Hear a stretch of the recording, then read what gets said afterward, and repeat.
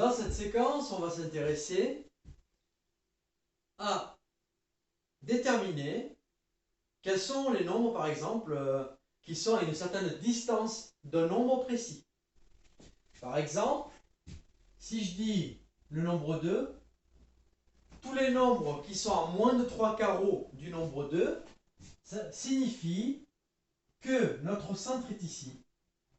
On a le droit de s'écarter de 3 carreaux à droite et on a le droit de s'écarter de 3 carreaux à gauche. Donc là, on va arriver d'un côté à 2, 3, 4, 5 et de l'autre côté, moins 1. Donc là, on a pu s'éloigner de 3 carreaux à droite, de 3 carreaux à gauche. Alors, pour introduire cette configuration, on va dire que tous les points X qui se situent sur cet intervalle, tous ces points-là, par rapport à 2, ne dépassent pas 3 carreaux. C'est comme ça qu'on va l'écrire. Donc, je vais faire un autre exemple.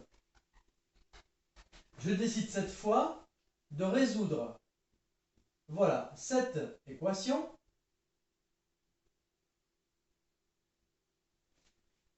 Je ne perds pas de vue que le centre de mon intervalle, c'est ce nombre-là qui va m'intéresser. Donc là, je vais mettre 4. J'ai le droit d'avancer de 3 carreaux à droite pour arriver à 7, de 3 carreaux à gauche pour arriver à 1. Ce qui me donne l'intervalle 1, 7. Sauf que on a une simple barre, donc on n'accepte pas les extrémités.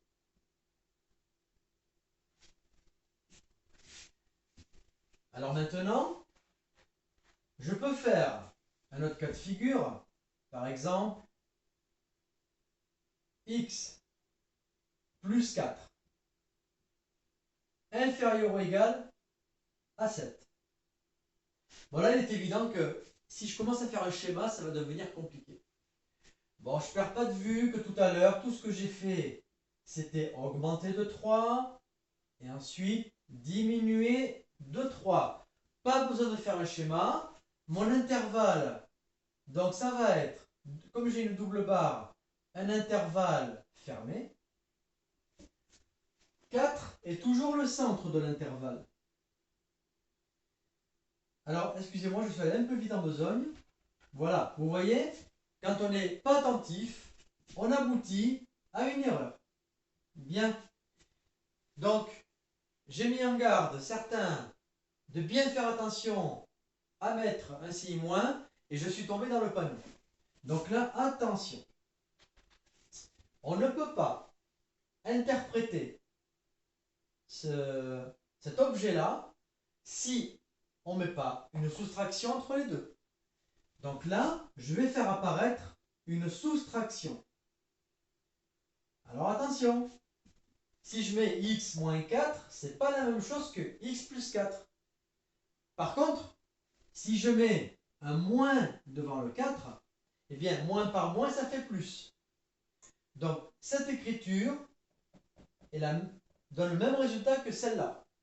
Sauf que celle-ci fait apparaître la soustraction et donc le nombre qui va nous intéresser n'est pas 4, mais moins 4.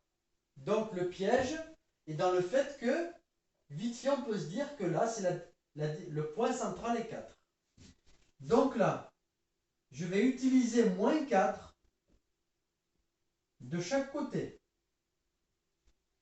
Comme je veux aller jusqu'à 7, eh bien, j'ai le droit de reculer de 7 à gauche ou d'avancer de 7 à droite. Sans faire de graduation, je peux le faire.